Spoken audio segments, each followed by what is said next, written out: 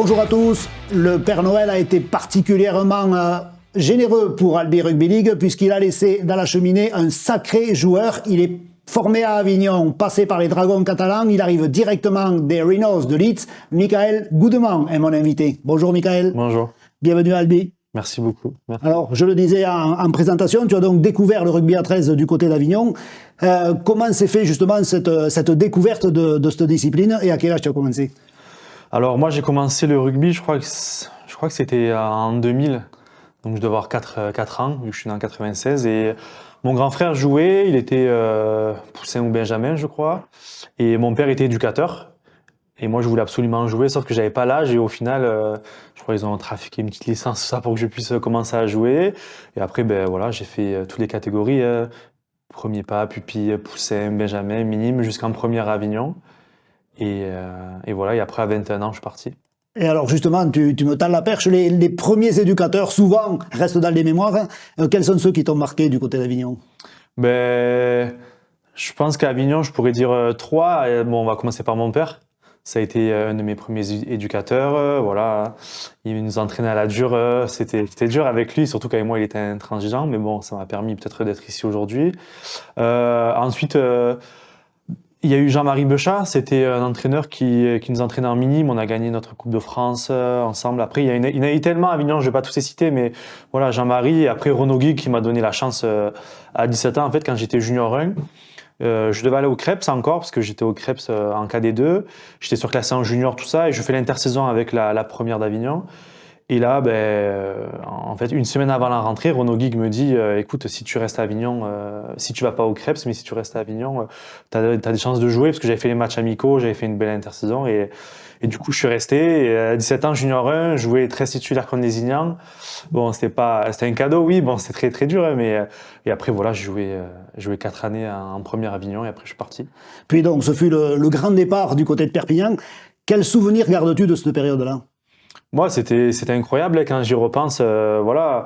En plus, je suis arrivé fin novembre 2017 et 6-8 mois après, je jouais à Wembley. Ça, c'est le souvenir marquant, je pense, de ma carrière. Après, il y a aussi l'année 2021. Je pense que pour moi, ça a été ma plus belle année parce que je crois que je joue 15 matchs titulaires en 13 ou alors pilier seconde, mais j'avais été élu pas mal de fois dans l'équipe de la semaine de Super League, donc c'était ma plus belle année. Et ensuite, on fait la finale, on la perd 10-12 contre Saint-Helens, mais je pense que ça a été mon année préférée, on va dire, même s'il n'y a pas eu de titre à la fin.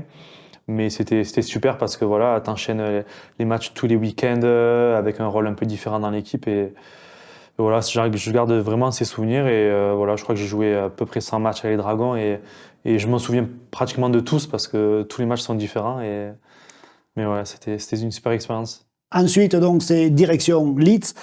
J'imagine c'était une grande fierté d'intégrer un si grand club. Ben c'est ça, en fait, j'avais 27 ans et je voulais un peu de changement.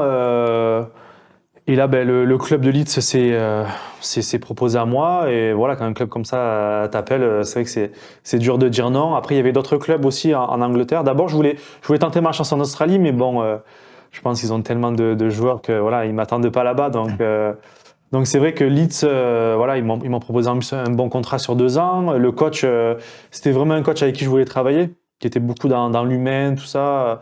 Beaucoup dans la psychologie, et moi c'est vrai que j'aime bien ça, l'affect. Et aussi il y avait Rich Wicks, c'était le prépa Fisguet Dragon pendant 4 ans, et c'est lui en fait, je pense, qui m'a amené physiquement à la Super League. Et il y avait aussi mon collègue Justin Sangaré, et tout ça. Et puis voilà, le club de Leeds, c'est un club mythique, tout ça. Et quand j'ai eu l'offre sur la table, bon, il y a un peu des négociations, mais en fait, voilà, mon choix a été fait déjà. Ouais. Alors, dans ta carrière, tu as croisé donc de grands joueurs, de grands entraîneurs. Quels sont ceux que tu retiens? Alors, entraîneur, voilà, comme je disais, il y en a eu pas mal, beaucoup d'éducateurs. Il y en a eu beaucoup qui m'ont donné la chance. Benoît Albert, quand je suis arrivé d'Avignon à Saint-Estève, parce que d'abord, avant de passer par Dragon, j'ai dû passer par la case de Saint-Estève. Et Benoît Albert, c'est vrai que c'était un coach. Alors au départ, j'avais pas du mal, je vais pas dire ça, mais il avait une philosophie différente que je connaissais pas. Il était très rigoureux, et puis on a réussi à bosser ensemble, à se comprendre. Et au bout de quelques mois, en fait, j'ai adoré son discours. et avec mon collègue Benjamin Vergnol qui était aussi avec moi à Saint-Estève, et on était à fond dans ce qu'il nous disait. Il nous apprenait beaucoup de choses sur l'alimentation, le sommeil, tout ça, quoi, tous les à côté du rugby qui m'ont fait progresser. Et c'est vrai qui m'a marqué. Et après, voilà, les entraîneurs, bon, Steve il m'a donné ma chance, même si, voilà, après, il fallait que je change d'air. À Leeds, il y a eu Rowan Smith aussi, le coach qui m'a recruté, qui avait vraiment une philosophie de jeu intéressante. Même l'entraîneur, il y a eu un changement d'entraîneur. Bon, après, je pense qu'on va en parler, mais il avait de très bonnes idées aussi. Et tout ça, je pense que ça m'a appris beaucoup de choses. Et voilà. Et après, en tant que joueur, je pense que il y en a pas mal qui m'ont surpris. Moi, je dirais le meilleur avec qui j'ai joué, c'est Israel Follo. Quand il était venu au Dragon en 2020, je crois, l'année du Covid, je m'en souviens, c'était un truc de fou. Il était athlétique, puis c'était un joueur très discret, à fond dans la religion, tout ça. On attendait beaucoup de mauvaises choses de lui, alors que c'était quelqu'un de vraiment bien. J'ai eu l'occasion de discuter pas mal de fois avec lui. Une fois même, avec ma copine, on va manger à Gérone, et on avait un couple d'amis aussi. On le croise, lui et sa femme, alors que c'était une superstar. Ça faisait 2 semaines qu'il était là. Au final, on a mangé ensemble. C'était cool, ouais. Donc, Israel Follo, c'était quelque chose. Et parmi les adversaires? Les adversaires, bon, il y en a eu pas mal, hein. Il y avait pas mal des très bons joueurs. Qui c'est que j'ai trouvé au-dessus? Il y avait un second pilier qui s'appelait Ben Murdoch-Massila qui jouait à Warrington. Ma première année en Super League, il y était, il jouait à Warrington. Lui, c'était quelque chose. En plus, il jouait un peu impact player, il rentrait. Il était vraiment dur. Après, ouais, il y en a eu beaucoup. Des pas mal. Après, moi aussi, je pourrais citer. Après, c'est souvent des étrangers, mais Sam Cassiano, souvent on rentrait ensemble sur les terrains et c'était un truc de fou. Et James Maloney, il y en a eu beaucoup des très bons joueurs avec qui j'ai joué. Ouais. Aujourd'hui, tu es donc albigeois. Comment s'est fait ton transfert? Alors, à Leeds, j'avais signé pour 2 ans. Moi, ça se passait très bien là-bas. Mais sauf que, voilà, ma copine est tombée enceinte. C'est au mois de mars, mais Tu y es peut-être pour quelque chose. Ouais. Un peu, j'espère. Et bon, c'était voulu et on voulait avoir ce bébé en Angleterre, tout ça. On avait calibré en plus pour qu'elle accouche en France ou en Angleterre, mais en tout cas, on voulait rester en Angleterre.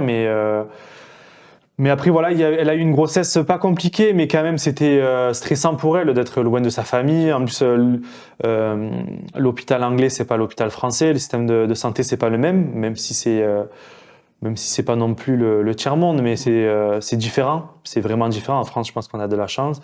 Donc voilà, pas mal de stress par rapport à ça. Et puis, surtout le fait que l'entraîneur s'est fait limoger, Rowan Smith. Rich Henwick, prépa physique, est parti.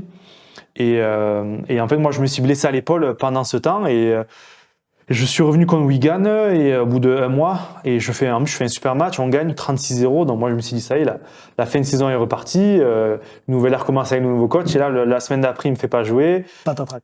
Et voilà, ça part un peu au clash, et après à partir de là, je me suis dit c'est bon, je m'en vais quoi, je m'en vais. J'ai pris ce que j'avais à apprendre, j'avais joué je crois 17 ou 18 matchs, j'avais vécu des trucs de fou à Edgingley, tout ça, et voilà, après, en plus, ma copine, ça l'arrangeait parce que accueillir le bébé en France, c'était meilleur, je pense, pour elle, pour moi, pour elle, pour le bébé. Et donc, au final, ça tombait bien. Et voilà, j'ai pas pensé qu'à moi, pour une fois, on va dire, parce que voilà, ça fait 10 ans qu'elle me suit un peu de partout. Et voilà, on a eu le bébé à Avignon, à l'hôpital d'Avignon, et ça s'est très bien passé. Et au final, je regrette pas du tout, quoi. Donc maintenant, ça fait quelques semaines que tu as intégré le club d'Albi. Comment juges-tu justement l'organisation de ce club d'Albi Rugby League qui aujourd'hui fait partie peut-être des mieux structurés de l'élite? J'ai été vraiment agréablement surpris parce que c'est vrai que quand Ahmed m'a appelé, je crois que c'était en juillet ou en août, c'est vrai que pour moi, Albi, ça me paraissait loin, je connaissais pas trop. Alors oui, je connaissais pas mal de joueurs qui jouaient à Albi où j'avais eu beaucoup de retours positifs, mais voilà, c'était un peu l'inconnu pour moi. Et au final, le discours du président, d'Ahmed, tout ça, des joueurs m'ont vraiment plu. J'ai eu Tony au téléphone, j'ai eu Maxime Pouèche, d'autres joueurs aussi. Et voilà, Ahmed a eu les bons mots aussi, je pense, pour me motiver. Et c'est vrai que quand je suis arrivé ici, c'était vraiment structuré. C'est un club, je pense, qui a de l'ambition et qui avance bien. Et voilà, je vois même dans les catégories jeunes aussi, ça bosse dur. Et ça aussi, c'est l'avenir. Et en première, c'est bien. J'ai rien à redire pour l'instant et je me sens bien ici. Alors, on est en plein mois de janvier, en pleine période des vœux. Quels sont les vœux de Michael Goodman pour 2025? Ben déjà, la santé pour tout le monde, hein, vraiment, je pense que c'est la chose la plus importante. Et voilà, ben pour nous, j'ai envie de dire, un titre, en tout cas, un titre, moi, je suis venu pour ça. En tout cas, je pense que le peuple albigeois ou le peuple tarnais attend ça. Donc voilà, on va tout faire pour. Là, je pense qu'on bosse bien ensemble. On a un mois de janvier assez compliqué qui s'annonce. Mais voilà, en tout cas, un titre pour la ville. Merci Michael, bonne saison. Merci beaucoup.